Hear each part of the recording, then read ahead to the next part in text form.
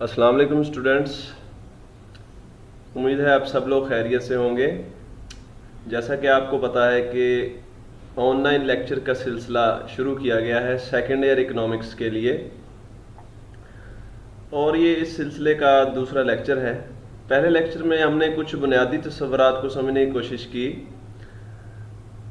اس lecture میں ہم قومی آمدنی کی تعریف کو دوبارہ دہرائیں گے اور اس کے ساتھ ساتھ قومی آمدنی کے دائری بہاؤ کو سمجھنے کی کوشش کریں گے۔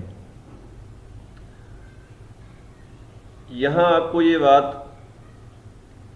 سمجھنی چاہیے کہ فرسٹ ایئر کا جو کورس تھا اس میں ہم نے معیشت کو الگ الگ حصوں میں دیکھا اور اس کا مطالعہ کیا تھا۔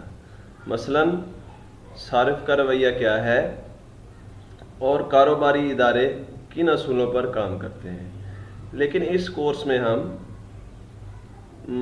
معیشت کے ان دونوں شعبوں کو آپس میں ملا کر ان کا مطالعہ کریں گے اور دیکھیں گے کہ ان کے آپس میں جو انٹریکشن ہے، ان کا جو تعلق ہے، اس سے کس طرح معیشت کا ایک مجموعی نظام وجود میں آتا ہے۔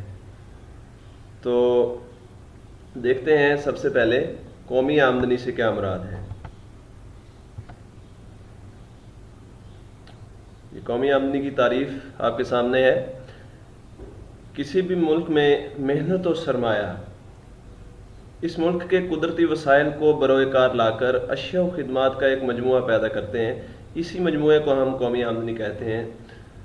انتہائی سادہ ہے یہ، اس کو سمجھنا کہ ہر ملک میں اللہ تعالیٰ نے قدرتی وسائل دیے ہیں، زمین، پہاڑ، جنگلات اور اس طرح کے قدرتی وسائل ہیں جن کے اوپر اس ملک کی آبادی یا وہ افراد جو کام کرنے کے قابل ہیں، جسے ہم معاشیت کی زبان میں محنت کہتے ہیں، وہ روپیہ پیسہ یعنی کہ سرمایہ کی مدد سے جن کے اوپر وہ کام کرتے ہیں، محنت کرتے ہیں اور اس سے اپنے استعمال کے لیے ضرورت کی اشیاء اور خدمات پیدا کرتے ہیں۔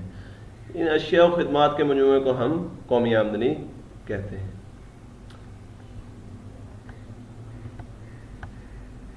نیکسٹ ہے جی معیشت کے شعبے۔ کسی بھی معیشت کے سب سے بنیادی دو شعبے ہوتے ہیں جس میں گھرانے شامل ہیں اور کاروباری ادارے شامل ہیں۔ گھرانوں کا کام کاروباری اداروں کو عاملین پیدائش کی فراہمی ہے، یعنی گھرانے کاروباری اداروں کے لیے محنت، سرمایہ، تنظیم اور زمین فراہم کرتے ہیں۔ کیونکہ یہ چاروں عاملین گھرانوں کی ہی ملکیت میں ہوتے ہیں، اس لیے انہی کی فراہمی سے کاروباری ادارے اپنا کام کر سکتے ہیں، اشیاء کی پیداوار کر سکتے ہیں۔ گھرانوں کا دوسرا کام صرف یعنی اشیاء و خدمات کا استعمال ہے۔ جو بھی اشیاء و خدمات بنائی جائیں گی، پیدا کی جائیں گی کاروباری اداروں کی طرف سے، گھرانے ان کو استعمال کریں گے۔ دوسرا شعبہ ہماری معیشت کا ہے کاروباری ادارے۔ کاروباری اداروں کے بنیادی جو کام ہے اس میں اشیاء و خدمات کی پیداوار شامل ہے، یعنی کاروباری ادارے گھرانوں سے زمین، محنت، تنظیم اور اس کے ساتھ ساتھ سرمایہ لے کر اور ملک کے قدرتی وسائل کو استعمال کرتے ہوئے ہماری ضرورت کی اشیاء اور خدمات بناتے ہیں۔ اس طرح کاروباری ادارے گھرانوں کو اور افراد کو روزگار فراہم کرتے ہیں۔ تو اس طرح ہم نے دیکھا کہ ان دونوں شعبوں کا معیشت میں کیا کام ہے۔ اب ہم دیکھیں گے کہ یہ دونوں شعبے معیشت میں کس طرح آپس میں جڑے ہوئے ہیں اور کس طرح دونوں ایک دوسرے پہ انحصار کر رہے ہیں۔ تو یہ سب سے پہلا ماڈل ہے آپ کے کورس کا جس کو سمجھنا نہایت ضروری ہے۔ یہ ہے قومی آمدنی کا دائری بہاؤ۔ اس کو سمجھنے کی کوشش کرتے ہیں۔ آپ کے سامنے ہے ایک ڈائیگرام کی صورت میں قومی آمدنی کا دائری بہاؤ ہے۔ اس کو ہم سب سے پہلے کاروباری اداروں سے شروع کرتے ہیں۔ جیسے کہ ہمیں معلوم ہے کہ ہماری ضرورت کے لیے، انسان کی زندگی کی بقا کے لیے کچھ اشیاء اور خدمات نہایت ضروری ہیں۔ कारोबारी इदारे ये अशिया व खिदमात पैदा करते हैं, लेकिन इन अशिया व खिदमात को पैदा करने के लिए कारोबारी इदारों को कुछ मुदाखिल या इनपुट्स की ज़रूरत पड़ती है, जिनके बगैर ये अशिया व खिदमात नहीं बना सकते। इन मुदाखिल को हम आम लीने पैदाइश का नाम देते हैं, जिसमें ज़मीन, मेहनत, सरमाया और तंजीम शामिल है। कारोबारी इदारे अशिया की पैदावार के लिए घरानों से आम लीने पैदाइश हासिल करते हैं, जैसा कि ये तीर के निशान से आपको, सब्ज़ निशान से आपको ज़ाहिर किया गया है। ये हासिल करने के बाद कुदरती वसाइल को इस्तेमाल करते हुए कारोबारी इदारे कुछ अशिया या खिदमात बनाते हैं। मसलन फ़र्ज़ करें कि वो गाड़ियाँ बना रहे हैं, सफ़र की सहूलत के लिए गाड़ियाँ बना रहे हैं, तो ज़मीन, मेहनत, सरमाया और तंजीम के बगैर ये मुमकिन नहीं है। उसके बाद यही कारोबारी इदारे अशिया को बनाकर अशिया व खिदमात को पैदा करके, मसलन गाड़ियाँ, कपड़ा, मकान और सेहत की सहूलियात वगैरह, दोबारा इन्हीं घरानों को बेच देते हैं।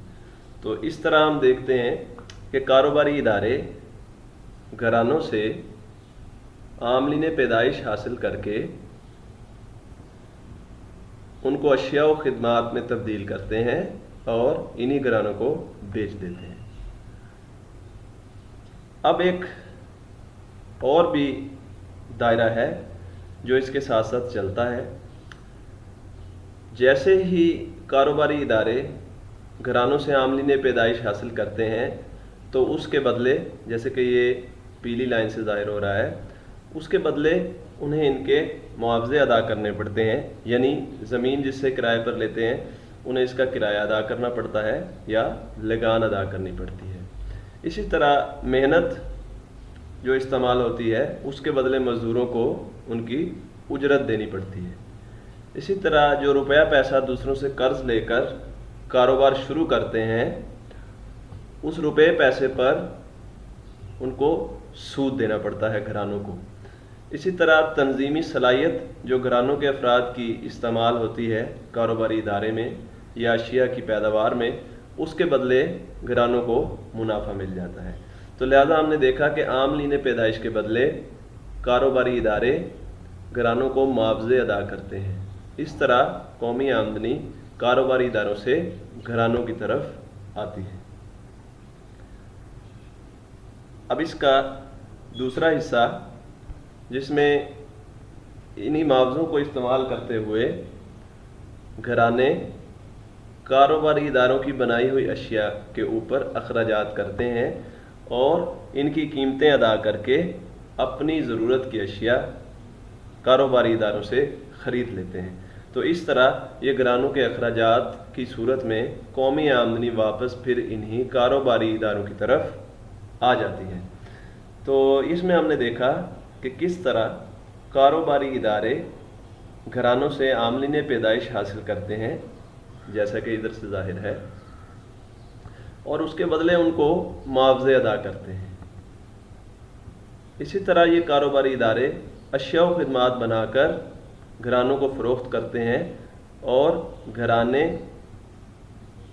कारोबारी इदारों से हासिल किए गए मुआवज़ों को इस्तेमाल करते हुए कारोबारी इदारों की बनाई हुई अशिया पर अखराजात करते हैं।